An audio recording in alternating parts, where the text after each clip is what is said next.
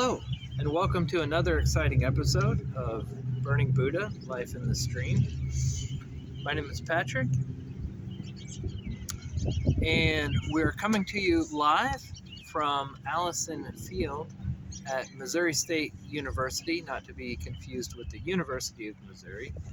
We're in Springfield, Missouri, and I am facing west. The camera is facing east. And thank you very much for joining us today. The topic of the day is metaphysicality in sports. So I want to do a little bit shorter video. We're going to jump right into it. If you're not familiar with metaphysics, metaphysics is a field of kind of study or philosophy of how things like the self, the mind, the mental attributes relate to the external, the universe, the divine, things of this nature. I like to think of it as, an intersection, a connectivity. And my little kind of cheat or mnemonic for easy discussion or remembering is like break it down, meta, ta being related to kind of the Latin root for you. And so it's kind of like saying me and you and physics. So there's an implied relationship there. And the individual. There's the individual, the group, the external. It's all kind of wrapped together in that one word. And I like that. It's me and you plus the observational material reality. And so in terms of sports and the relationship to sports, I've long kind of been fascinated by this idea that so much of the communication in sports, in professional sports, or by players, they use language that feels very metaphysical. And so what are some of these wide words of sports? We have mental toughness, which kind of connotes like a type of resilience or indestructibility. And the Buddha talked about collectedness. We have physicality, which would be rooted in, originally rooted in urges. It's now come to mean like physical attributes and connotes like strength or a symbol of strength. We have momentum, which can be defined as like a driving or advancing and is related to growth. And then we have elevate, when a team member or a single player is talking about their team. And this is related to like promotion or increasing, lifting. And in the spiritual realm, a lot of people talk about ascension, ascending. Energy. Energy is like a vitality.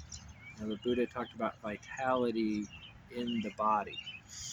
And energy is one of the primal elements of perception.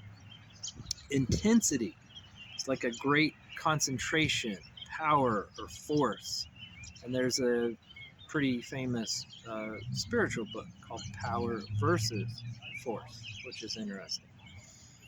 In the zone, like a meeting of skillful and ease.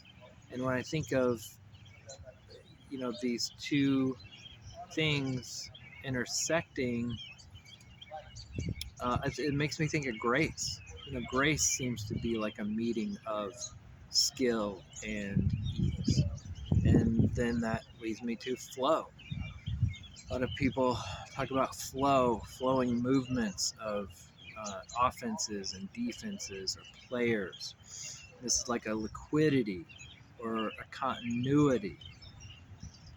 And this is the experience. This is the life experience with awakening that can be quite enjoyable.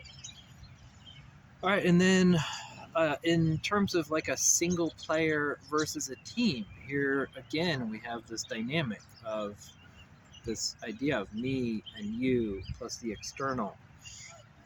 Crowds and fans represent like group consciousness, group intention, setting an intention. You have positive energy. People talk about positivity and negativity. So those concepts of polarization come up also in metaphysical conversations.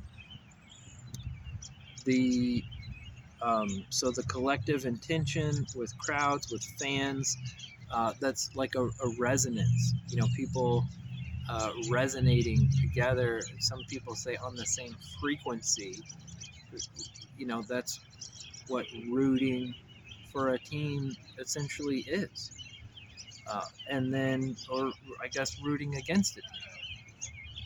And then in the moments of injury, I've long found this fascinating too.